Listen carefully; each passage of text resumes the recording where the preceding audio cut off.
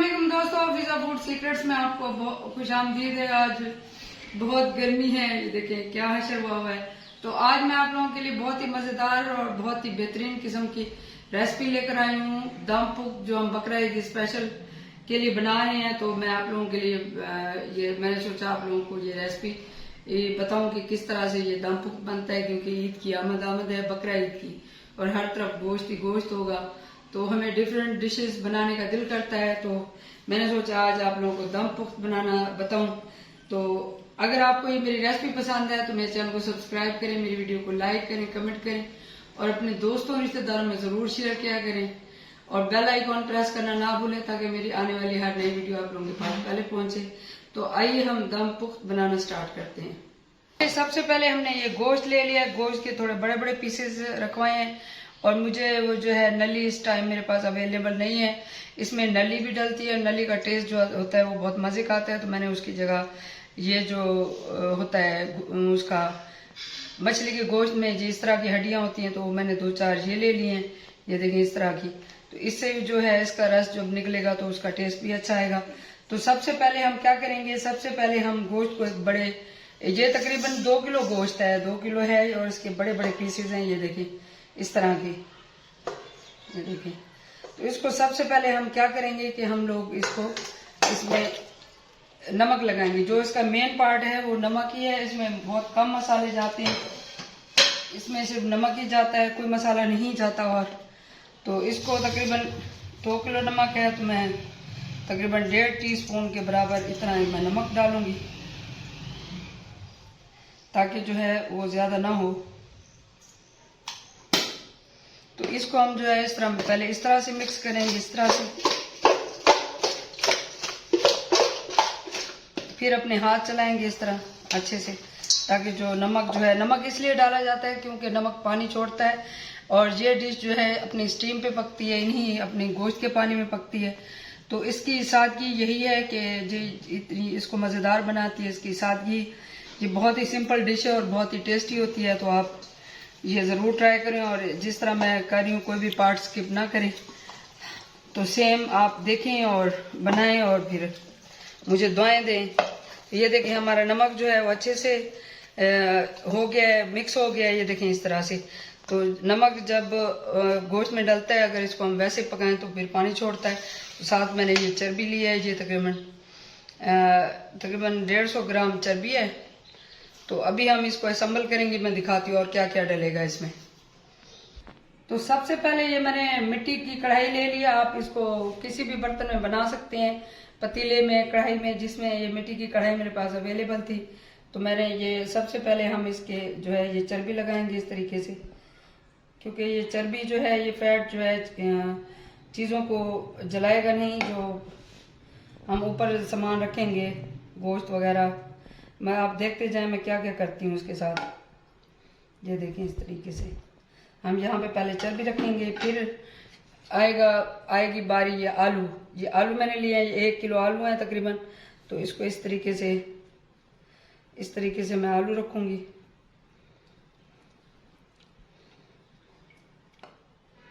ये देखें ये इस तरह आलू जाएगा। आलू के बाद जो है हमने जो ये गोश्त नमक लगा के रखा है, तो इसको हम ये गोश्त की तह लगाएंगे इस तरह।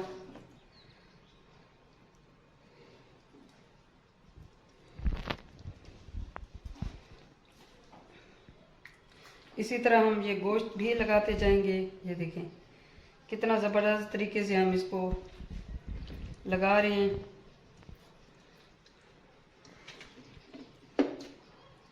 ये जो मैं आपको बता रही हूँ, जो 2 केजी जो है बीफ है, 2 केजी बीफ, मतलब इसको बीफ को क्या कहते हैं, कटे का गोश्त।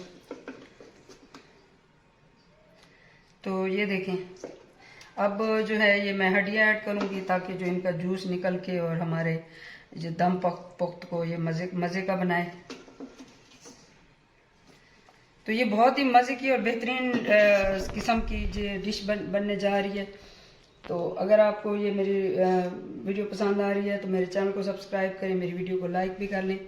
तो हम ये एक जो होता है, इसको आप पोथी बोल लें, गुठली बोल लें, कुछ भी बोल लें, एक लहसुन की जाएगी इसमें, इसको मैंने अच्छे से धोया इसलिए ये इस तरह से हो गया।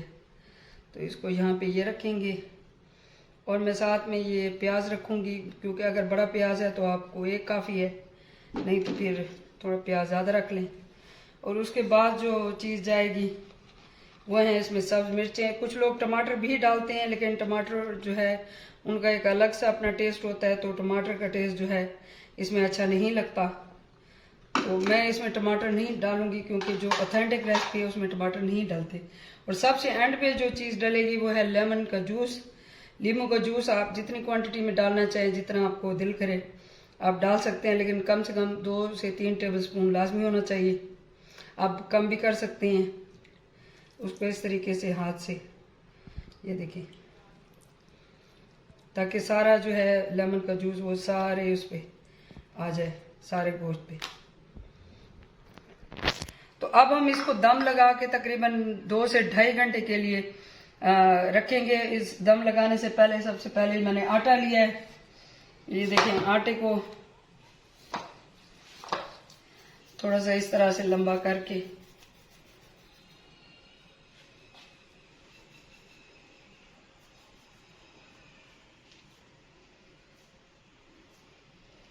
जो है वो स्टीम पे पकता है। तो स्टीम हम इसलिए इसको कवर करते हैं कि ताकि स्टीम का एक जो है जरा भी बाहर ना जाए, ताकि वो जो है हमारा जो डिश है, ये जो दम पुख्ता है, वो कमाल का और मजे का बने। तो इसलिए इसको हम अच्छे से कवर कर लेंगे।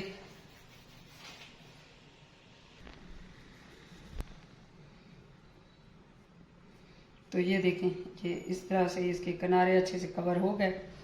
और क्योंकि इसकी जो है मज़ा जो है वो इसकी स्टीम में ही है। जो जितनी ज़्यादा स्टीम आएगी वो स्टीम बाहर नहीं निकलेगी, अंदर जाएगी, उतना ये डिश जो है बहुत मज़े की बनती जाएगी। तो इसकी जो है इसमें जो मसाले नहीं डलते, इसकी यही सादगी और इसका यही मज़ा है कि ये जस्ट है नमक में पकाई जाती है और तो कम मसालों में। तो ये आप यकीन करें, इस तरीके से बहुत ही मज़े की बनती है ये डिश। इसको मैं अच्छे से कवर कर लूँगी ताकि जो स्टीम है वो ज़रा भी बाहर ना निकले। और इसको मैं दम वाली फ्लेम पे चढ़ा दूँगी। बिल्कुल ही जो दम वाली फ्लेम होती है, मैं आपको दिखा देती हूँ कि इतनी फ्लेम पे इसको हम 2 से 2.5 घंटे में पकाएंगे।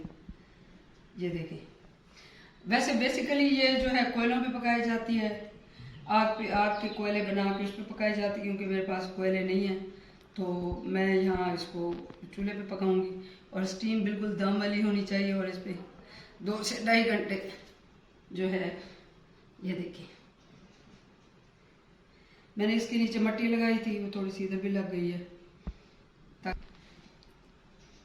तो ये देखें, दम पुख्त हमारा चूल्हे पे चढ़ चुका है। तकरीबन इसको 2 से 2.5 घंटे लगेंगे इसको स्टीम आने में। तो मैं आपसे 2 से 2.5 घंटे बाद मिलती हूँ। तो ये देखें जी, ये हमारा दम पुख्त तैयार है। ऊपर जो है सिलेंडर ख़त्म हो गया था, ये मैं इसकी फ्लेम ऑफ कर दूंगी। ऊपर जो है सिलेंडर मेरे किचन का ऊपर वाले का ख़त्म हो गया था, मैं नीचे इसको ले आई हूँ तो पता भी नहीं चला। ये देखें, हम इसको बिस्मिल्लाहिर्रहमानिर्रहीम इस तरह खोलेंगे।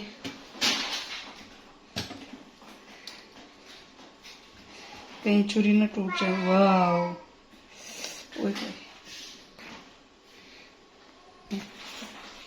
जबरदस्त जबरदस्त। ये देखिए, हमारा जबरदस्त दम पुख्त तैयार है। वाह, इसके मैं ये उतार लूंगी। तो ये देखिए, मैं आपको बोटी निकाल के दिखाती हूँ, बोटी भी और वो जो है आलू भी निकाल के दिखाती हूँ। ये देखें, परफेक्ट हमारा जो है दम पुख्त तैयार हो चुका है। ये देखें, ये देखिए, नीचे से बिल्कुल भी नहीं लगा और अभी हल्का सा इसका शोरबा भी है। ये देखें, ये देखें नीचे। तो ये जबरदस्त हमारा दम पुख्त तैयार है। मैं आपको दिखाती हूँ कि ये जो है आलू और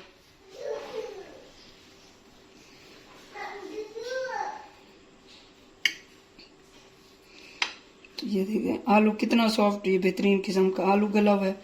और ये देखें, ये देखें बिल्कुल गल के ये कितनी ज़बरदस्त सा ये हमारा दम पुख्त तैयार है। ये तो अगर आपको ये मेरी रेसिपी पसंद आए तो मेरे चैनल को सब्सक्राइब करें, मेरी वीडियो को लाइक करें, कमेंट करें और शेयर करें, और इस ईद पे आप जो है ये दम पोख जरूर बनाएं।